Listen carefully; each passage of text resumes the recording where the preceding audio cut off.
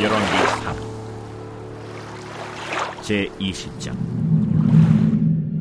한 선지자가 이스라엘의 아합 왕에게 나아가서 이르되, 여호와의 말씀이 네가 이 큰 무리를 보느냐?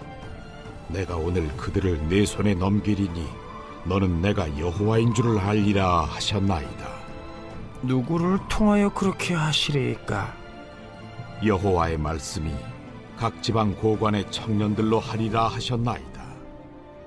누가 싸움을 시작하리이까? 왕이니이다.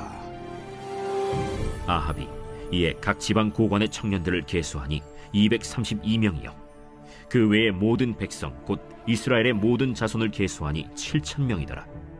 그들이 정오에 나가니 벤하닷은 장막에서 돕는 왕 32명과 더불어 마시고 취한 중이라. 각 지방의 고관의 청년들이 먼저 나갔더라. 벤하닷이 정탐꾼을 보냈더니 그들이 보고하여 이르되, 사마리아에서 사람들이 나오도이다. 파치나라 나올지라도 사로잡고 싸우러 나올지라도 사로잡으라. 각 지방 고관의 청년들과 그들을 따르는 군대가 성읍에서 나가서 각각 적군을 쳐 죽임에 아람 사람이 도망하는지라. 이스라엘이 쫓으니 아람 왕 벤하닷이 말을 타고 마병과 더불어 도망하여 피하니라. 이스라엘 왕이 나가서 말과 병거를 치고 또 아람 사람을 쳐서 크게 이겼더라. 할렐루야. 사랑하는 열린문교회 성도 여러분, 오늘도 주님이 주시는 참 평안 가운데 단잠 주무셨습니까? 오늘도 하나님께서 허락하신 귀한 하루가 시작되었습니다. 허락하신 귀한 하루의 일상 가운데 말씀과 함께하며 말씀대로 살아내시는 하루가 되시기를 소망합니다. 10월 23일 월요일 하나님께서 우리에게 주시는 말씀은 열왕기상 20장 13절에서 21절까지의 말씀입니다. 지난 토요일 말씀에 하나님의 세미한 소리라고 제목이 되어 있었는데요. 오늘 하나님의 그 세미한 소리에 귀 기울이시며 듣는 오늘 하루가 되시기를 바랍니다. 매일 성경 주일 말씀에 보면 아람 군대를 이끄는 벤하닷이 북이스라엘을 치러 오는 것을 보는데요. 그들은 아합 왕에게 너희들이 갖고 있는 은금은 내 것이고 그리고 내 아들들과 자녀들의 아름다운 자도 다 내 것이다 라고 말합니다. 그러면서 사신을 보낼 테니 눈에 보기에 좋은 것들을 다 그의 손에 넘기라 라고 이야기를 하는데요. 그 말에 아합 왕은 내 주 왕이여 라고 하며 내 것은 다 왕의 것입니다 라고 비겁하고 또 연약한 모습을 보여줍니다. 이에 장로들이 그들의 말을 듣지 말라고 하자 그제서야 요구를 거절하게 됩니다. 이렇게 북이스라엘은 아람과의 전쟁을 치르게 되는데요.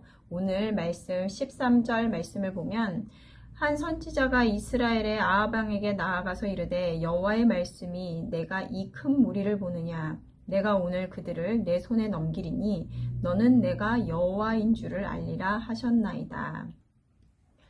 아합 왕이 아람의 왕 벤하닷에게 내 주 왕이여 라고 말하는 것을 보면 실로 그를 얼마나 두려워하고 있는지를 알 수 있습니다. 그도 그럴 것이 그에게는 그를 돕는 자 왕 32명과 오늘 1절에서도 보는 것과 같이 그 군대가 심히 컸다라는 것입니다.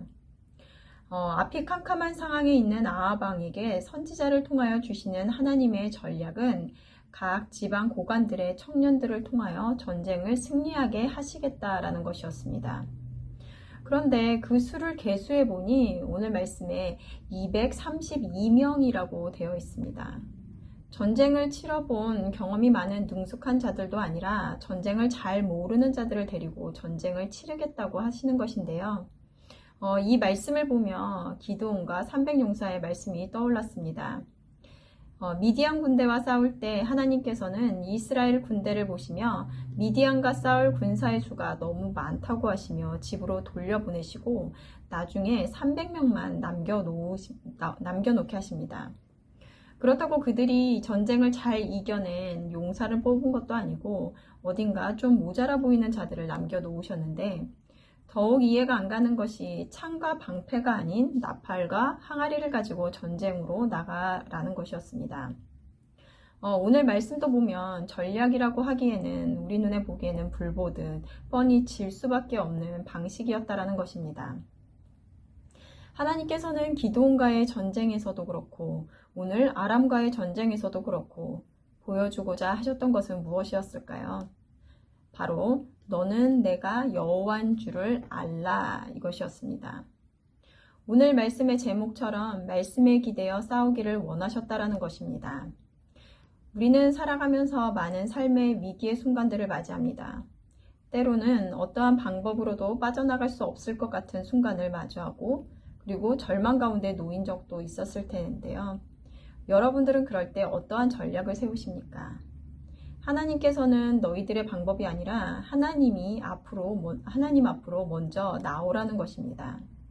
그리고 우리의 삶에 개입하시고 주관하시는 하나님을 알게 되기를 원하신다는 것입니다.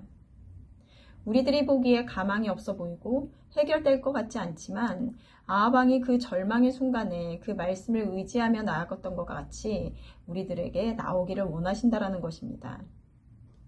여러분들은 정말 하나님께서 상황을 맡겨드리고 하나님을 의지하고 나아갈 때 그 일을 해결하시고 그리고 능력을 보이시는 분이시라는 것을 믿으십니까? 목요일 말씀에 엘리야가 갈멜산에서 대결하기에 앞서 그의 백성들에게 말하였던 것이 무엇이었습니까? 너희들이 어느 때까지 하나님과 우상 사이에서 머뭇하려느냐라는 것이었습니다. 우리는 하나님을 믿고 신뢰하는 자들입니다. 그럼에도 눈앞에 실질적인 어려움이 닥쳐오면 하나님을 찾기보다 하나님이 원하시는 방법을 묻기보다 나의 열심으로 내가 할 일을 찾기에 급급합니다. 하나님의 방식은 우리의 방식과는 다릅니다. 그리고 그 상황을 통해서 깨닫고자 원하시는 것도 우리의 생각과 다르다는 것입니다. 하나님은 단지 그 상황을 너희가 어떻게 해결하느냐에 관심이 있으신 것이 아니라 그 상황 속에서 너희가 과연 하나님을 찾고 그것을 승리로 이끄신다는 것을 믿는지에 대해 묻고 계시다라는 것입니다. 신앙은 실질적인 것입니다.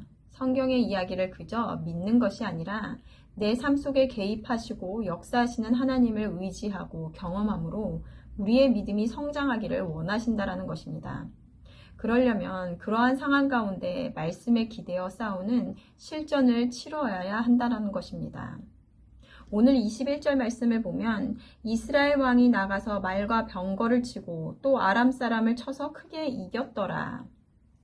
질 수밖에 없는 전쟁의 상황, 그 전쟁에서 크게 이길 수 있었던 것은 이스라엘의 군사력도 뛰어난 전략도 아니었습니다. 그저 그들이 질 것 같은 싸움이고 별 대단한 전략도 없지만 하나님의 말씀에 기대어 싸웠다라는 것입니다. 눈에 보여지고 예상되어지는 방법을 쫓는 것이 우리를 더 안심시킬 수 있을지 모르겠습니다. 그리고 그러한 방법들이 나쁘지 않은 결과를 가져온 적도 있었을 것입니다. 하지만 그러한 과정 가운데 하나님을 인정하고 신뢰하는 경험이 없었다면 그것은 하나님의 방법이 아니었을 것입니다. 오늘 말씀을 묵상하시면서 두렵지만 담대함으로 하나님을 의지함으로 그 능력을 경험하시는 여러분들이 되시기를 바랍니다. 함께 기도하시겠습니다.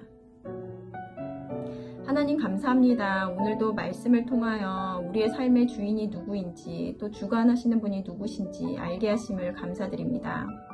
우리의 삶 가운데 때로는 우리가 좋게 여겨지는 방법들로 우리의 문제를 해결하며 나아갔던 적이 있었습니다.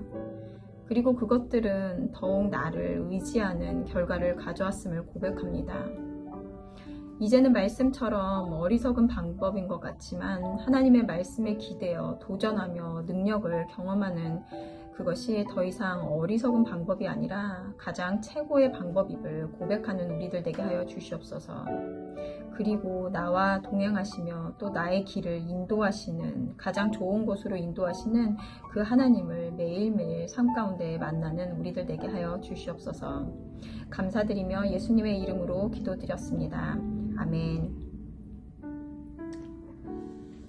아침을 깨우는 말씀은 내일 아침에 다시 찾아뵙도록 하겠습니다.